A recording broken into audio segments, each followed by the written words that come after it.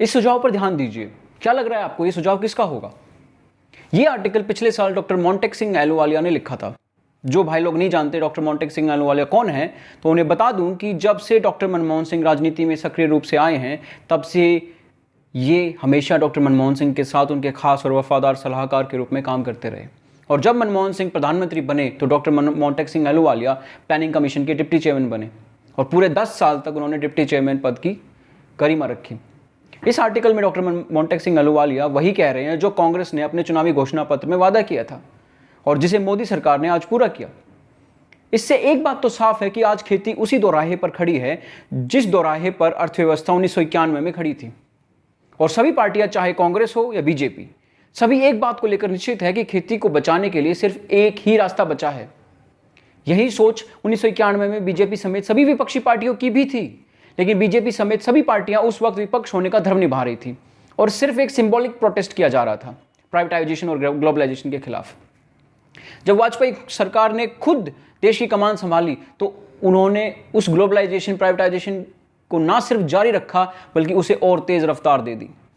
और जब वाजपेयी ऐसा कर रहे थे तो डॉक्टर मनमोहन सिंह समेत सभी बड़े राजनीतिज्ञ उस वक्त बीजेपी के खिलाफ खड़े थे, जैसा आज कमजोरी से ग्रसित कांग्रेस कर रही है। दरअसल पता सबको है कि क्या सही रहेगा, बस दबे शब्दों में राजनीति की जरूरत समझते हुए अपना विपक्ष धर्म निभा रहे हैं। अगर कांग्रेस सत्ता में आती और वो यही सब करने वाली थी और बीजेपी उस वक्त किसानों की मसीहा बन गई होती, यही तो राजनीतिक धर्म है। जब वॉलमार्ट हिंदुस्तान में लाई जा रही थी तो यही बीजेपी किसानों की समकक्ष खड़े होकर विरोध कर रही थी कांग्रेस का। और आज वॉलमार्ट ना बल्कि और दूसरी बड़ी कंपनियों को भारत में इनवाइट किया जा रहा है और कांग्रेस विरोध कर रही है। अपनी पिछली वीडियो में भी मैंने यही बात की थी कि कानून अच्छे तो हैं लेकिन अधूरे हैं। एमएसपी को लीगल प्रोटेक्शन ना देना, खेती में एक्सपोर्ट को बढ़ावा ना देना और किसानों के संरक्षण के लिए एक रेगुलेटर ना अपॉइंट करना एक बहुत बड़ा कारण बनता है सरकार की मंशा पर शक करने का। लेकिन इसका मतलब ये कतई नहीं है कि ये कानून बुरे हैं, क्योंकि एक चीज़ तो आप ये सब जगह कॉमन पाएंगे, चाहे बड़े न्यूज़पेपर एडिटर हों या इकोनॉमिस्ट या फाइनेंशियल एक्सपर्ट या फिर कोई राजनीतिक पार्टी, सब अंदर से और दबे शब्दों में सब इन कानूनों की ज़रूरत समझते हैं और इसी नाते चुप हैं, क्योंकि उन्हें भी पता है कि अगर खेती को सुधारना है तो उसके लिए ये जहर का प्याला पीना ही पड़ेगा। क्योंकि ऐसे सुधार लाए बिना ना तो किसान की आय बढ़ सकती है और ना वो इस सड़ी हुई व्यवस्था से बाहर आ सकता है। लेकिन देश का किसान आज भी सड़क पर है। 2 महीने पहले बेचारा किसान सड़क पर ही था। मैं चाहता हूं कि एमएसपी को एक कानून की शक्ल मिले और कोई भी व्यापारी अगर एमएसपी से कम दाम पर खरीदे, चाहे वो राजस्थान में हो या गुजरात में, चाहे आंध्र प्रदेश में हो या मणिपुर में, तो उसे सख्त सज़ा मिले।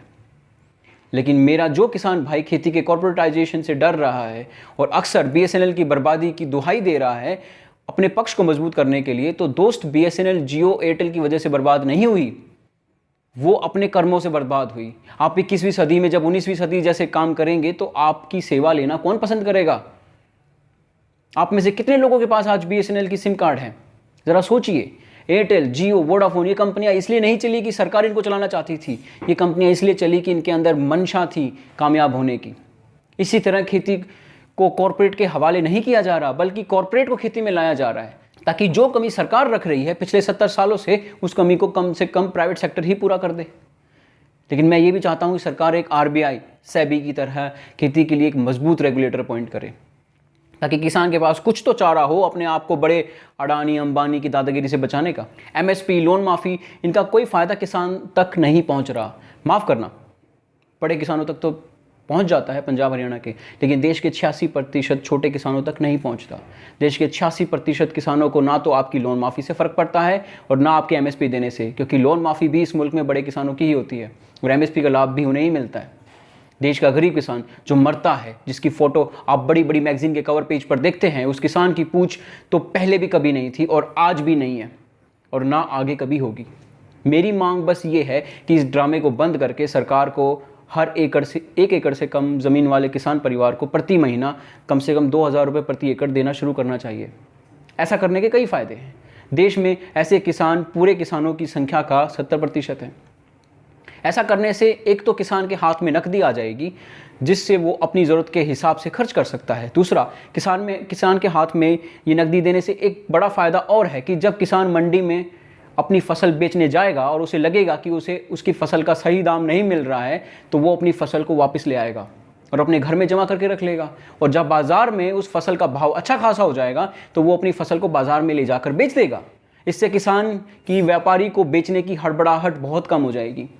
आज की समस्या ये है कि जब किसान मंडी में अपनी फसल बेचने जाता है तो बड़े बड़े ज़मींदार किसान को तो सौभाग्य मिल जाता है एमएसपी पर बेचने का, लेकिन इस देश का 94% यानी तकरीबन 20 करोड़ किसान बिना एमएसपी के ही तकरीबन एमएसपी से आधे कम दाम पर अपनी फसल बेचने के लिए मजबूर होता है, क्योंकि ना तो उसके पास एमएसपी के कानूनी संरक्षण की सुविधा है और ना वो किसान अपने अनाज को वापस अपने घर ले जाकर स्टोर कर सकता है। दरअसल होता क्या है कि जब किसान मंडी जाता है अपनी फसल को लेकर, तो मंडी के बाहर जब किसान व्यापारी को अपनी फसल बेचता है तो अड़तिया किसान को बहुत कम दाम देता है अनाज बेचने के लिए। अब किसान की मजबूरी ये है कि उसे अगली फसल की बुआई करने के लिए पैसे चाहिए, तेल खरीदने के लिए पैसे चाहिए, बीज खरीदने के लिए पैसे चाहिए, आजकल बहुत महंगे हो गए हैं बीज, और अपने बच्चों को स्कूल में पढ़ाने के लिए पैसे चाहिए। ये सब पैसे उसे नकदी में चाहिए। अब अड़तिया उसको लालच देता है कि अगर वो अभी के अभी नकदी चाहता है तो उसे अड़तिया द्वारा बताए गए कम दाम पर ही अपनी फसल बेचनी होगी। वो बेचारा किसान मजबूरी में उस व्यापारी को ही अपनी फसल बेचता है।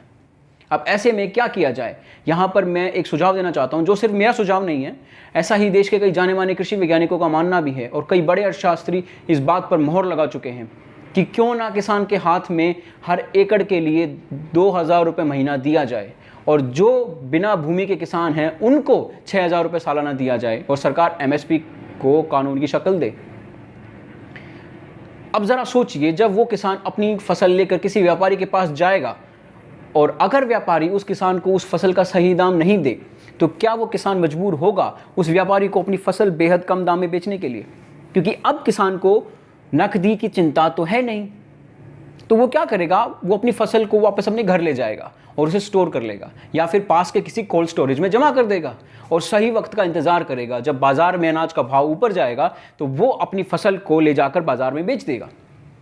सरकार के हर महीने एक तय रकम किसान को देने से कई फायदे हैं। एक तो किसान के हाथ में नकदी आएगी जिससे वो बाजार में जाकर जब खर्च करेगा तो देश की अर्थव्यवस्था पटरी पर आ जाएगी अपने आप। देश में जो डिमांड गिरी हुई है वह डिमांड अचानक से अपने आप उठ भागेगी। ऐसे में भारत सरकार की जो मेक इन इंडिया और देश की अर्थव्यवस्था को मजबूत करने का जो सपना है वह अपने आप पूरा हो जाएगा।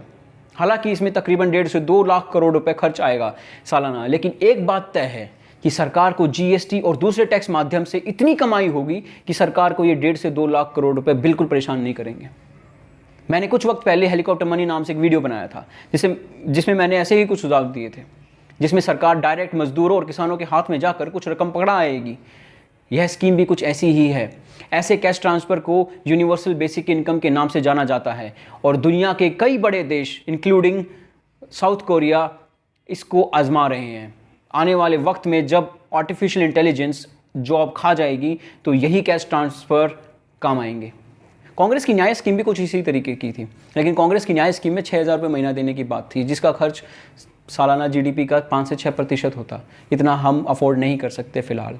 तो मेरे ख्याल से महीने के 2000 रुपये बहुत है देश के गरीब किसान को सपोर्ट करने के लिए, क्योंकि सालाना 24,000 रुपये हो जाएंगे और 24,000 रुपये इस देश के किसान के लिए बहुत बड़ी सपोर्ट हैं, क्योंकि उसकी खर्चे इतने ज़्यादा नहीं हैं।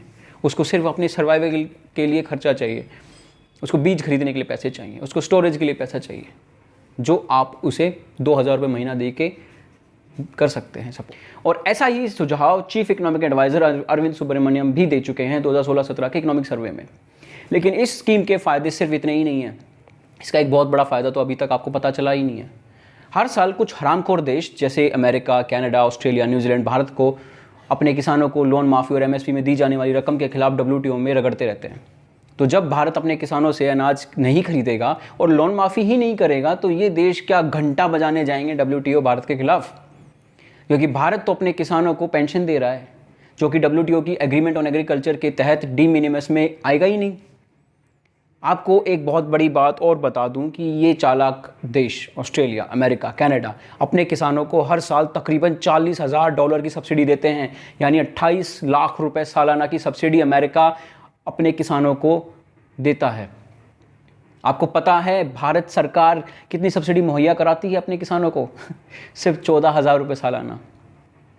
भारत अपने किसानों को हर साल 14,000 रुपये सालाना की सब्सिडी देता है और अमेरिका और कनाडा जैसे देश 28 लाख रुपए की सब्सिडी देते हैं। आप कंपेयर कर सकते हैं। हालांकि भारत जो 14,000 रुपये की सब्सिडी देता है अपने किसानों को, वो ज़्यादातर छोटे किसानों तक पहुंच ही नहीं पाती। जैसे सस्ते agriculture loan waiver, MSP, electricity subsidy, procurement subsidy, इनमें से कोई भी फ़ायदा देश के 86% छोटे किसान को नहीं मिल रहा। तो भारत को अपने किसानों को इस सड़ी हुई व्यवस्था से बाहर लाना होगा और उनके हाथ में एक सीधा रकम पकड़ानी होगी।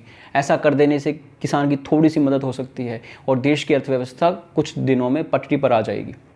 आप सोच रहे होंगे महंगाई का क्या होगा? तो मेरे भाई, महंगाई भी अच्छी होती है।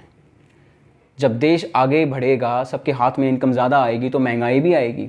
और महंगाई बुरी नहीं है। महंगाई के दो कारण होते हैं, एक होता है डिमांड का ज़्यादा होना और एक होता है सप्लाई का ना होना। यानी एक होती है डिमांड पुल इन्फ्लेशन, जो किसी भी देश के लिए बहुत अच्छी होती है, और एक होती है कॉस्ट पुश इन्फ्लेशन। इसका मतलब होता है कि किसी देश में किसी चीज़ की कमी पड़ जाए तो उसकी वजह से महंगाई आ जाए। लेकिन भारत हर लिहाज से अपनी क्षमता के मुताबिक प्रोडक्शन बढ़ाने में सक्षम है, तो भारत में महंगाई उस हद तक जाकर असर नहीं डालेगी जितना हमें डराया जा रहा है। आज भारत को सिर्फ उन 14% अमीर किसानों का ना सोचकर उन 86% गरीब किसानों का भी सोचना होगा, क्योंकि वो 14% किसान तो कॉन्ट्रैक्ट फार्मिंग और दूसरे तरीकों से अपना मुनाफा बना ही लेंगे, लेकिन वो 86% किसान तो पहले मुनाफे में भी नहीं थे और ना ज़िंदगी में कभी मुनाफे में आएंगे, और उनकी ज़िंदगी बेहतर सिर्फ उनके हाथ में हर महीने 2,000 रुपये की नकदी पकड़ा कर की जा सकती है। हालांकि भारत सरकार हर साल 6,000 रुपये दे रही है भारत के किसान को। उड़ीसा और तेलंगाना की सरकारें 10,000 तक दे रही हैं, लेकिन ये रकम बेहद नाकाफ़ी है देश की अर्थव्यवस्था को पटरी पर लाने के लिए और किसान का ज़िंदगी सुखम बनाने के लिए।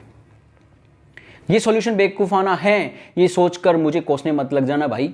यूनिवर्सल बेसिक इनकम ऐसी ही है। सरकार को हर महीने 2,000 हर छोटे और मझोले किसान को देने होंगे। इसे भीख नहीं, उनका हक समझना, क्योंकि आपने आज तक देश में सिर्फ ज़मींदारों का ही भला किया है। थोड़ा गरीब किसान का ही भला करके देख लो। वो किसान जिसके अंदर इतनी हिम्मत नहीं है कि वो दिल्ली आकर दिल्ली को घेर सके, वो किसान जो आज भी अपनी फांसी का फंदा खुद बुन रहा है।